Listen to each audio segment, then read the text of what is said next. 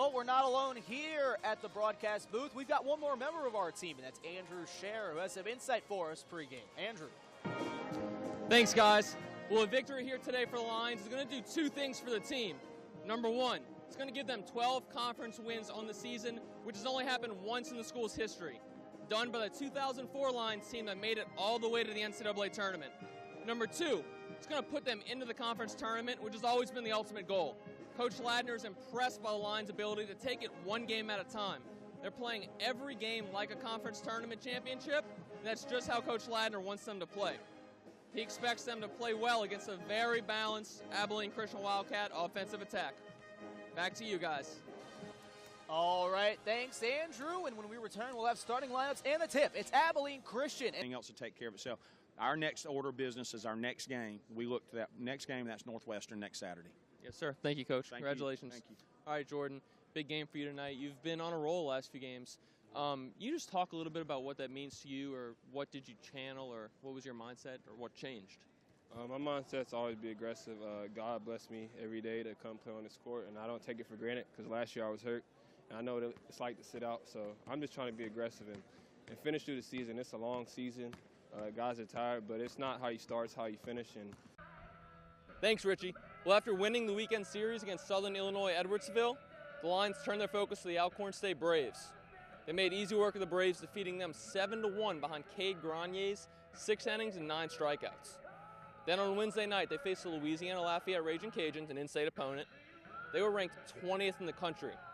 The Lions weren't fazed by them at all, defeating them 5-2 behind Carlisle Kessler's 8 1/3 innings, 11 strikeouts. Kessler looks great, and Coach Matt Reiser is very impressed. But what comes up next is an even tougher matchup against UConn. UConn is a Power 5 team coming into the Pat for the first time ever. Live from Alumni Field, I'm Andrew Scherer. Back to you, Richie. After losing head coach Ron Roberts to Louisiana Lafayette, the Lions were in the market for a new head coach for the first time since 2012. The short season wrapped up this week with the Lions hiring Frank Selfo, who was most recently the offensive coordinator at the University of Texas, San Antonio. Selfo has a history of mentoring many successful players, including Super Bowl 52 starting quarterback Nick Foles. The most important thing about him is he cares about the players as people. He cares about us off the field, and that just builds a relationship with your quarterbacks or any players you coach, and we respect him as much as you respect the person. And he's just got so much knowledge, and he's taught us so much and continues to teach us a lot every day. With spring practices just 1 month away, Selfo has a lot to get done in a short period of time. All things considered, he looks forward to getting the offseason started. I can't wait to become a part of the fabric of this community and this university. Thank you. God bless. Line up. Now, Coach Selfo did emphasize that this is not a rebuilding program, but in fact a team that can compete for a national championship this season. Coach Selfo will make his head coaching debut with the Lions March 13th at spring practices. For the big game, I'm Andrew Scherer. A lot was happening at the University Center this past weekend for the Southeastern men's basketball team. Along with senior night honoring 6 Lions seniors, the men were playing for a share of the Southland Conference Championship with the Nicholls State Colonels.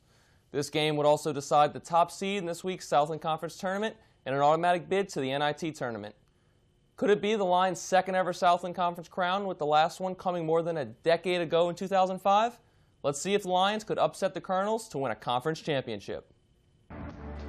All right, Southland Conference Championship game for the 1 seed in the tournament. Start things off, Moses Greenwood finding Marlon Veal for the layup.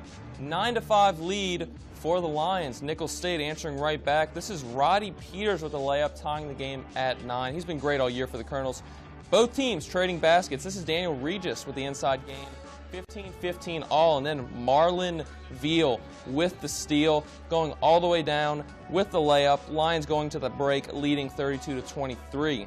Moses Greenwood, more from him. Team high 18 points in the game with this little hook and drive right there. Then Marlon Veal with the stutter step and the layup and one. He gets hacked right here. Check the replay. Veal goes up and just gets smacked and one. He would make the layup. But the Colonels, they're not done yet. It's Javon Powell with the three-pointer to cut the deficit to 13. Now Lafayette Rutledge with the steal. passes it to Kamani Jackson, who finishes with the dunk, and then more Powell. Another three right here, bringing the Colonels to within 8 with little under 3 to go. Coach Ladner called a timeout. Now the Lions right here, Fillmore's going to shoot a 3. He's going to miss it. Marlon Veal gets the layup. The Lions hold on for the victory. Everyone is excited. The Lions, the #1 seed in the Southland Conference Tournament this weekend. After losing 2 out of 3 games over the weekend, the Lions baseball team bounced back nicely, going undefeated in their weekday games. On Tuesday, the Lions hosted a rematch with the Toledo Rockets, defeating them 7-6. Starter Jace Nene struggled early for the Lions, giving up 2 earned runs in the first 2 innings. Preseason All-American Taylor Schwarner blasted his first home run of the season to get the Lions back in the game. The Lions led 6-3 until the 8th inning when Bryce Tassin gave up a 3-run home run to Matt Hansen, tying the game. Brennan Bro then singled in the bottom half of the inning to drive in a run, giving the Lions a 1-run lead and the win 7-6. On Wednesday, the Lions traveled out to New Orleans to take on the Tulane Green Wave in what can only be described as a circus.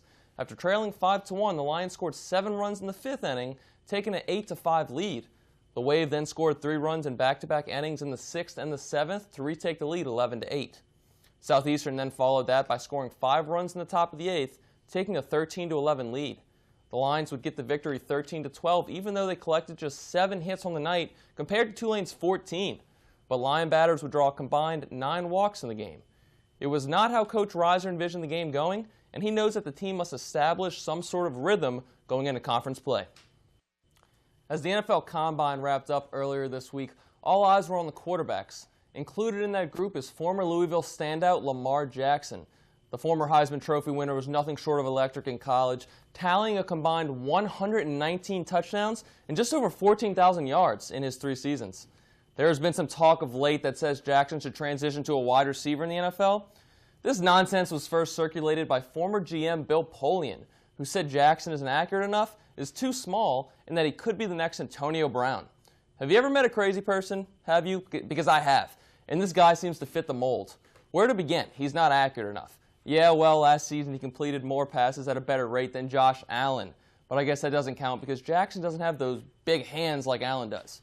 He's also too small to be a quarterback. I mean, I have freedom of speech as well, and I can say what I want, but Jackson is the same listed size as these quarterbacks. Andy Dalton, Kirk Cousins, Mitch Trubisky. Now, I know we all want the Red Rocket Andy Dalton lining up as our slot receiver, but come on. Finally, he could be the next Antonio Brown. Really, I'm not even going to entertain it. All of this crazy talk makes me wonder, does this stem from the fact that Jackson is an African-American quarterback? Throughout the history of the NFL draft, African-American quarterbacks have been drafted at a later rate. Anonymous scouts deemed Cam Newton as dry and selfish with the ball, and he also does too much. Deshaun Watson was labeled as not a true pocket passer, and we obviously see how that came to fruition.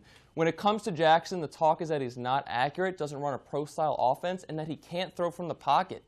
Maybe if his offensive line didn't allow the most sacks in the ACC over the past 2 seasons, he wouldn't have to. I'm not saying Jackson will become the next great NFL quarterback, but I do think it's unjust in how he's being evaluated.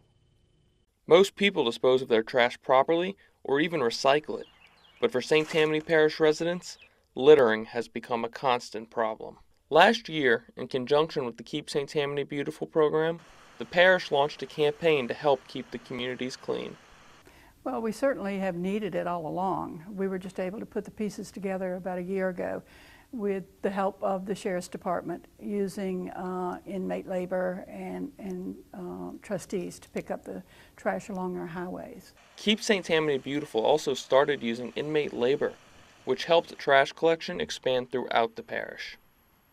Year 1 of the effort was nothing short of a success, with workers removing just under 500,000 pounds of litter from parish highways and streets.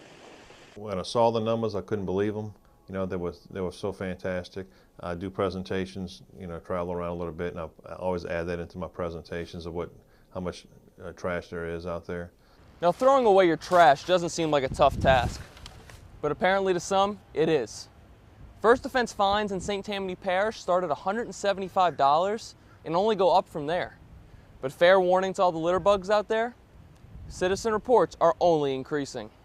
You'd be surprised how many people call up that want to get involved. They're just tired of it. They're tired of seeing people throw trash out their window. They don't understand it. I don't understand it. The reports are made by calling 985-898-2535, where it's there that the witness will fill out a litter affidavit. The program has now added a roadway request form on its website at www.keepsttammanybeautiful.org, allowing citizens the ability to report litter issues on their highways. For North Shore News, I'm Andrew Scherer reporting.